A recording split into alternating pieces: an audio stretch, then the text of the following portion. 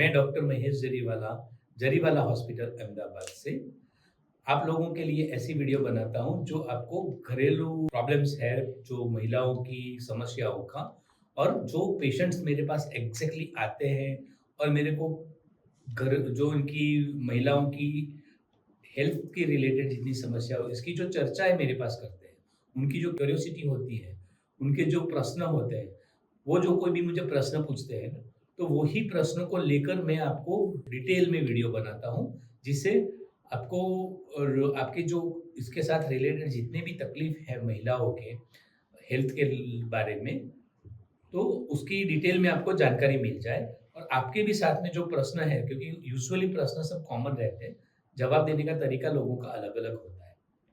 तो आज मैं आपको जो वीडियो बनाने के लिए जा रहा हूँ, वो ये है कि सेकंड ट्राइमेस्टर ऑफ प्रेगनेंसी मतलब कि एक पहले 3 महीने का फेज़ आपकी प्रेगनेंसी का खत्म हो चुका है। आपके डॉक्टर ने बोल दिया है कि सब कुछ बराबर है, ब्लड टेस्ट बराबर है आपकी, सोनोग्राफी बराबर है। अब सेकंड ट्राइमेस्टर मतलब कि 12 वीक्स से लेके 20 वीक्स तक आपको क्या-क्या करना है। अब देखो दोस्तों कि आपके डॉक्टर ने बोल दिया कि आपका प्रेगनेंसी नॉर्मल है, तो इससे काम नहीं बन जाता है। जब भी आप कोई डॉक्टर के पास जाते हो, तो आप आग्रह करो कि केस पेपर में स्पेसिफिक डायग्नोसिस का नाम लिखा जाए या प्रोविज़नल डायग्नोसिस का नाम लिखा जाए। जैसे आपके वो डॉक्टर ने बोला कि नॉर्मल प्रेगनेंसी है, तो वो डायग्नोसिस हो गया। तो आप आग्रह करो कि डॉक्टर अपने केस पेपर पर वो चीज़ मार्क करे कि डायग्नोसिस इज़ नॉर्मल प्रेगनेंसी। क्योंकि अगर नॉर्मल प्रेगनेंसी डायग्नोसिस करते हैं, तो इसका मीनिंग ये हो जाता है कि अभी आपको कुछ भी ज़्यादा केयर नहीं करने की है अपने प्रेगनेंसी के बारे में या अपनी प्रेगनेंसी की किसी भी प्रकार की चिंता करने की ज़रूरत नहीं है। या आपको अपनी लाइफ में किसी भी प्रकार का रेस्ट्रिक्शंस खाने-पीने में या एक्सरसाइज करने में या डेली कोरस करने में करना नहीं है। तो कुल मिला के बात ये हो जाती है कि मान लो कि अगर आपके डॉक्टर ने बोला है नॉर्मल प्रेगनेंसी, तो आपको प्रेगनेंसी को एन्जॉय करना है। अब सेकंड ट्राइमेस्टर में हम डॉक्टर लोग क्या-क्या करते हैं, मैं वो आपको समझा देता हूँ, कि जैसे 12 वीक का काम खत्म हो जाता है, बाद में 20 वीक्स तक बहुत सारी महिलाओं को ये समस्या रहती है कि उनको जो खाने का अच्छा नहीं लगने का जो पहले 3 महीने का इश्यू था वो कंटिन्यू रहता है और ऑलमोस्ट वो साढ़े 3, 4, 5 महीने तक कंटिन्यू रहता है। जिससे होता क्या है कि महिला को खाने में बहुत दिक्कत आती है। बहुत सारे ऐसे फूड होते हैं कि महिला अगर जो देखती है या उसकी स्मेल आती है, तो भी वो उल्टी कर देती है या उसको उल्टी जैसा फीलिंग आना शुरू हो जाता है। तो वो फीलिंग कम करने के लिए जो आगे पहले 3 महीने में दवाइयाँ लिख के दी गई है, वही दवाइयाँ हम कंटिन्यू करते हैं।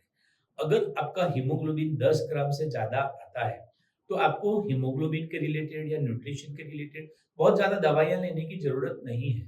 क्योंकि मैंने देखा है कि बहुत सारे बड़े-बड़े प्रिस्क्रिप्शंस होते हैं डॉक्टर्स के, इसमें आयरन की दवाइयाँ होती है, कैल्शियम की दवाइयाँ होती है, प्रोजेस्टेरोन की दवाइयाँ होती है, कि भई आपको ये दवाइयाँ लेनी ही लेनी है। लेकिन बिलीव मी दोस्तों, अगर आपका केस नॉर्मल प्रेगनेंसी की कैटेगरी में है और आपका हीमोग्लोबिन और आपका न्यूट्रिशनल लेवल अच्छा है, तो आपको किसी भी प्रकार की दवाई लेने की ज़रूरत नहीं होती है। खाली आपको जो सिम्पटम्स हैं कि जिससे आपको खाना अच्छा नहीं लग रहा है, तो इसके लिए जो दवाइयाँ दी जाती है, जो बहुत ही वेल नोन दवाई है, जिसका नाम डॉक्सिनेट है, वो डॉक्टर के गाइडेंस के अंदर आपको लेना पड़ेगा। तो आप डॉक्टर के गाइडेंस के अंदर ये दवाइयाँ ले लीजिए। ठीक है? और वो दवाइयाँ कब तक चालू रखनी है, तो सभी महिलाओं का अलग-अलग प्रेज़ेंटेशन होता है।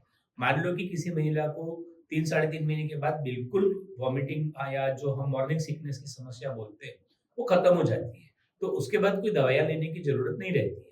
लेकिन कई सारी महिलाएँ ऐसी भी होती है कि जिसको ये जो मॉर्निंग सिकनेस का इश्यू साढ़े 4 महीने, 5 महीने तक रहता है। तो सेम टू सेम दवाई आपको कंटिन्यू करनी है, जब तक आप बिल्कुल अच्छी तरीके से खाना ना खा पाएँ तब तक। तो ये दूसरे जो ट्राइमेस्टर है, सेकंड ट्राइमेस्टर है, उसकी बहुत कॉमन समस्या हमने चर्चा की।